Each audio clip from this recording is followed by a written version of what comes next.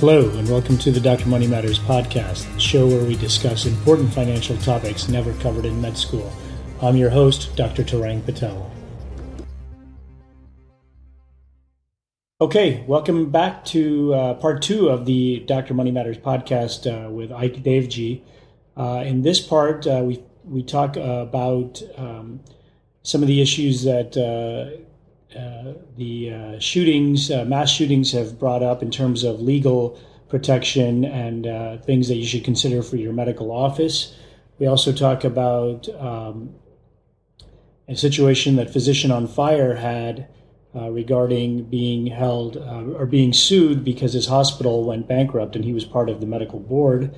A lot of physicians are asked to serve on boards and don't really think about some of the consequences. So Ike talks a little bit about that. We also talk about issues that physicians may face when posting or talking about topics on social media. So it's a good discussion and a variety of topics, and I encourage you to listen. If you haven't listened to part one of this episode, it's about estate planning, and I encourage you to download that portion and listen to that first. But without further ado, we get back with our interview with Ike Devji. So let's transition a little bit here. Our last episode that we talked about was asset protection. You recently had an article published about, you've done multiple articles about asset protection, but one of the things that you published recently was the article about gun policies, and it was related to the recent school shooting in Florida and how practices can, talk about gun policies and then maybe how that kind of relates to their protecting the practice itself in a financial respect. So can you talk a little bit about what you were talking about in that article? Sure. And obviously, when we've had these active shooter incidents, these incidents of gun violence and mass violence, it's always interesting to see how politics colors people's thinking on these things. And so I've tried to approach these things in a very factual way. Right. And so the article that you're referring to is the first of a two-part series that I'm doing for Physicians Practice, where I have a regular column. And in that, we talked about several different issues related to gun violence and how we're all re-examining these issues in the wake of Parkland in particular. And from my perspective as an asset protection attorney, I'm always worried about liability, right? That is my enemy. Right. So there are a couple of things that I've pointed out there. The first one is that in this age, security and physical security needs to be something that every physician practice owner or manager thinks about and that's on their radar. And what I've said there is the best way to handle gun violence liability is to avoid it in the first place. Right. Let's be hard targets. Let's use things that are at our disposal that are affordable and easily accessible, like surveillance cameras, having locked doors with buzzers, having locked interior doors between waiting areas and patient areas, having a crisis management and evacuation plan that your staff has been drilled on and put through a couple of times as to if we have an issue, how do we get out, where do we go, how do we know when we're safe, those kinds of things. And increasingly looking at other basic security issues like, do we have enough lights, do we have a camera, do we need a security guard, and thinking outside the edges of your office itself. That includes common areas, walkways, and parking areas. And remember, again, my concern here is safety and liability, safety of the providers and the patients, and liability to the practice owner for not having thought about these things. So if you don't take precautions and have some of these basic things in place that people have now come to expect from any public space, you should be aware of your own liability. As part of that self-defense, if you will, it's not just the passive measures of having locks and cameras and security doors and things like that. We also want people to proactively be insured against these things. So that would include a good general liability policy on your property, on your office, on your medical office. Typically, we tell everybody that $1 million is the minimum for liability insurance. You should have a good general liability policy that helps cover you against some of these things. Obviously, D&O insurance, which is directors and officers insurance, will help protect the physician practice owner and executives from any decisions they made regarding security or any omissions, anything they didn't do. If they're held liable, I was injured because you chose not to do X or Y. Let's make sure we have insurance for that. And unfortunately, it's a sad reality. These days, we're also advising clients who have large public facilities ranging from hotels, shopping malls, medical complexes, medical offices to consider what is now called active shooter insurance. Oh. There are specialty insurance policies that are actually now available to help protect you from this liability. So, for instance, what we saw happen, the tragedy in Las Vegas a few months ago, you better believe that the venue is going to be held responsible, or at least some plaintiffs are going to try and make them responsible for the security lapse that they will claim led to their injury and all of those killings. Wow. Now, again, we want to, just make sure that we are crossing as many T's and dotting as many I's as possible in protecting business owners who are also victims from being victimized a second, third, fourth, or 100th time by being named in a lawsuit, which they are uncovered and unprepared, and which just the damn defense costs can bankrupt you. So this type of policy that you're talking about is separate from your general liability. And this is just an additional, very specific type of policy. That's correct. And this may be appropriate in larger facilities. It may be appropriate in facilities that deal with certain kinds of patients that might be more volatile. I'll avoid a political controversy by naming what those kind of facilities might be. But I think your listeners are educated enough to know that there are some patients that are higher risk than others. Okay. And finally, the other thing that I covered in my first look at protecting yourself, your practice, and your patients from gun violence is having a gun policy.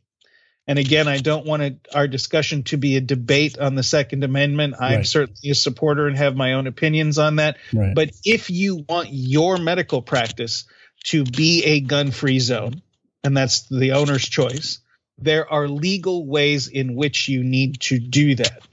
And business owners who do that are typically doing it because I want to try and eliminate this problem by, hey, we're just not going to let anybody do it. Okay, fine. If that's the decision that you're making, be aware that there are specific statutes in some states, including, I've got a short list here, Arizona, Arkansas, Connecticut, Minnesota, Missouri, New Mexico, Ohio, Oklahoma, South Carolina, and Texas all have specific opt-out statutes that say if you are posting that people who are legal carriers or legal concealed carriers or open carriers, whatever the law in your state is, if you are going to prevent them from bringing a weapon onto your premises, which is your legal right, there is a specific way in which you must provide notice and how you should post it, where you should post it, what language you should use, so on and so forth. And if you don't do that the right way,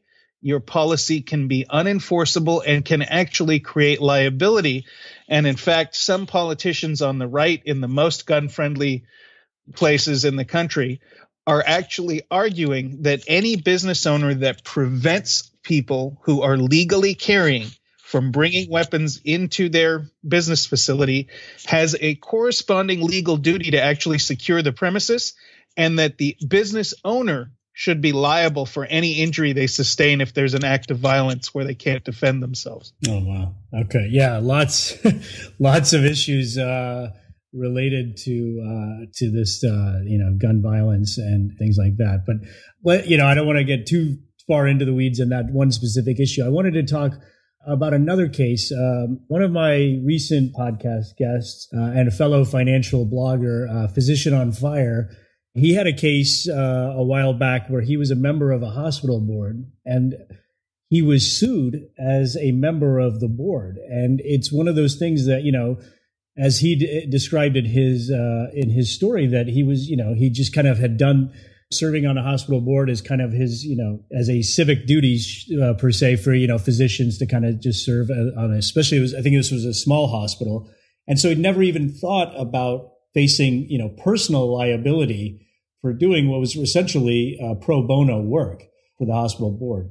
I mean, we think about medical malpractice as physicians, but we don't really think about these type of issues. And so what should doctors know about this? Is this obviously, other than being aware that, this is a possibility, how do we protect ourselves from this type of situation? Well, I think it's a great question. And it is something that unfortunately is a recurring issue. We routinely see physicians recruited to serve on boards of either their own practice where they're not just serving as a physician, but also have some other title. And it could be in a partnership, something as simple as being president, vice president, treasurer, secretary, CMO, whatever it is within a practice. It could be that you are being solicited to serve on an outside board, as in your example as a hospital. It could be a church, a synagogue, some other place of worship. It could be a bank. It could be a business institution, a charitable institution, a medical school. All of these kinds of board member services and board positions have significant liability. And in fact, in the past, when you and I talked, I don't know if you remember that we went over what I have boiled down a list of common risk factors of clients that need to consider asset protection. Right. One of those risk factors is, do you serve on a board? Right. Whether it is charitable or something else. So yes, and the way to address this is, number one, you need to be covered by D&O insurance, which is directors and officers insurance. It needs to be a high limit of that insurance. It shouldn't be some kind of Mickey Mouse $50,000 policy, because that's going to be inadequate just for the legal bills. And we have seen people sued for lots of different things. You use the Sunday school money for the church parking lot. Great, we're going to hold you personally responsible. You were served on the board of a bank that issued bad loans. We're going to hold the board members personally responsible. That happened to America's football sweetheart hero, Jim McMahon.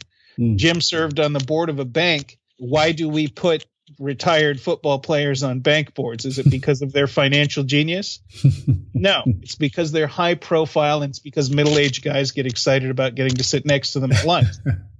And so Jim is on the board of a bank with a bunch of other directors. The board gets sued for $150 million in bad loans that were issued by the bank. How many of those loan applications do you think old Jim personally looked at?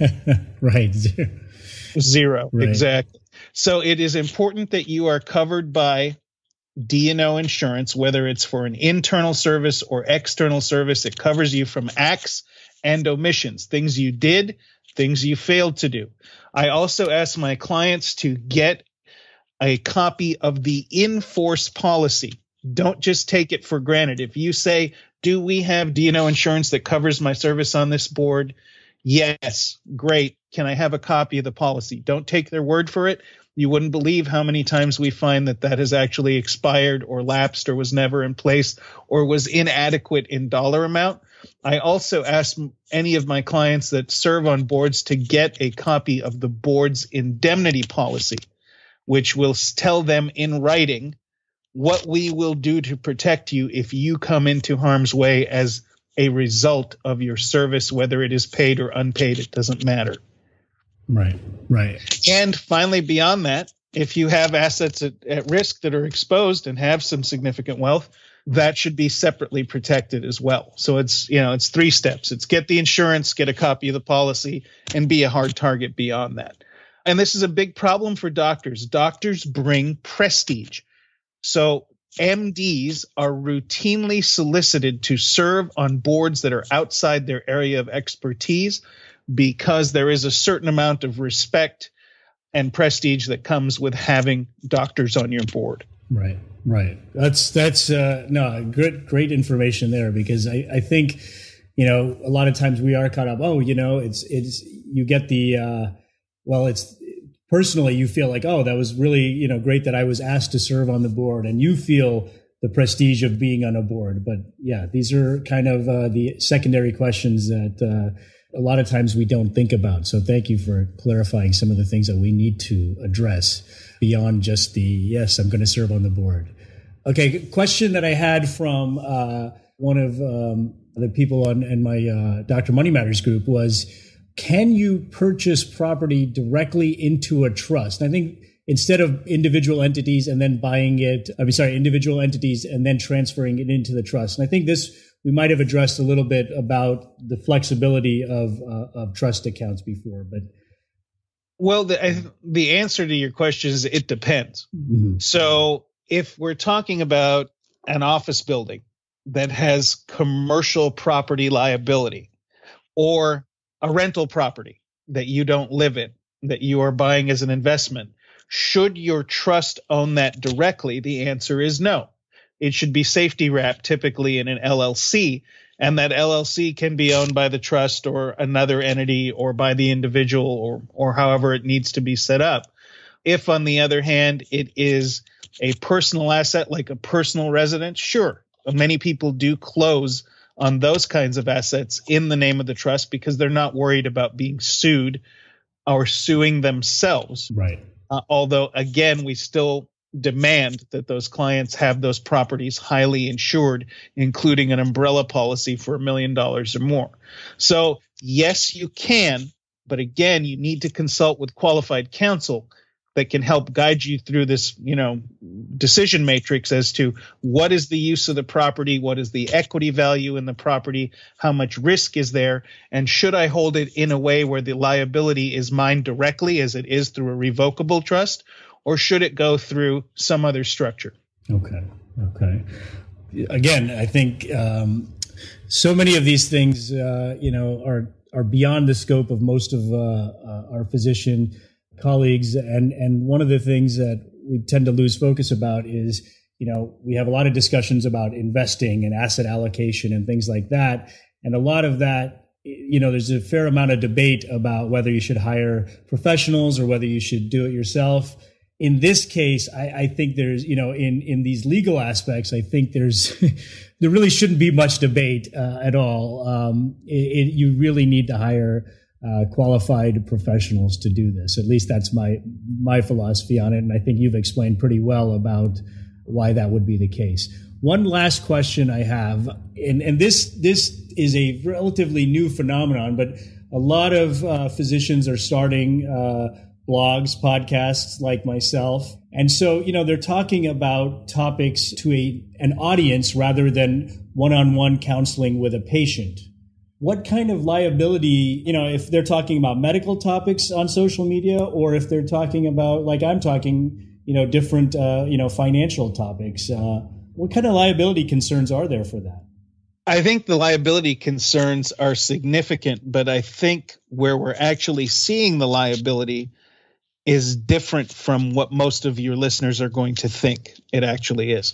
So I think the obvious thing is you clearly can't address an individual's medical condition or diagnosis or offer advice, quote unquote, right, in social media. And that's the glaring, hey, dummy, don't do this. Can you generally talk about conditions, about treatments options, about different things like that? Sure, you are explaining the current state of your science. And I don't think that anybody, as I said, if it's not directed at an individual, but just a topic about, hey, today we're talking about tumors and what are some of the treatment modalities available, that's safe in general. Mm-hmm. But we do see doctors come into harm's way or medical practices.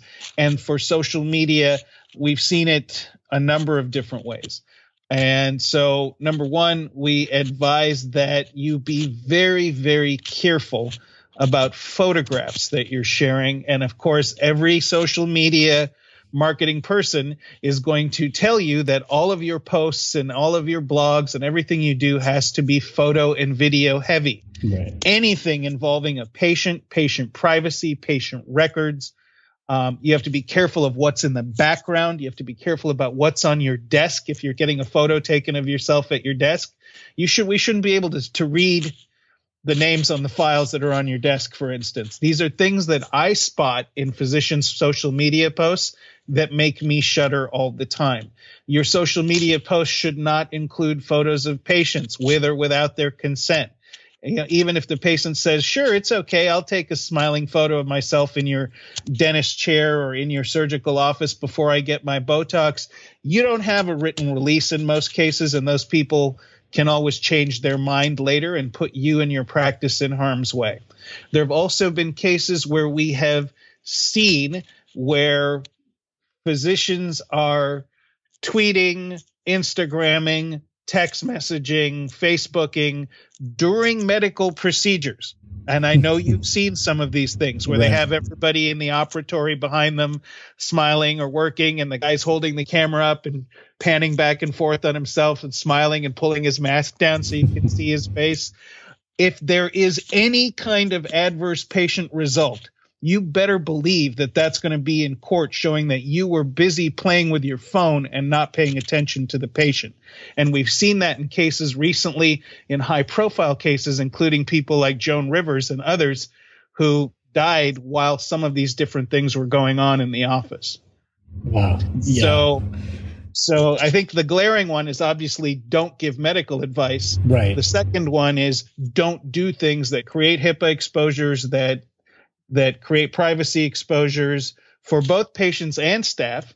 Obviously, things that are socially, politically, racially, sexually charged continue to be the cause of harassment lawsuits as well. Right.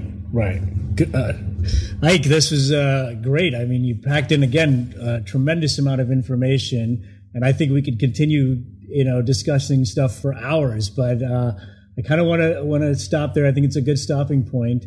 And definitely, I want to thank you for coming on the show again. I'm sure our listeners are going to get a lot of value out of this episode. Tell our listeners, you mentioned earlier you write for Physicians Practice. Tell our listeners where else, where they can find more about you and your company. Sure. I think one simple place is at my website, where I also have an archive of articles that are physician specific and asset protection specific. And that website is, the traditional www.proassetprotection.com. That's PRO assetprotection.com. And there's a tab there labeled articles. And that has a good backlog of some of my work. I've written a couple of hundred nationally published articles for physicians on all the issues that we touched on today in great detail, and many others that we didn't get to.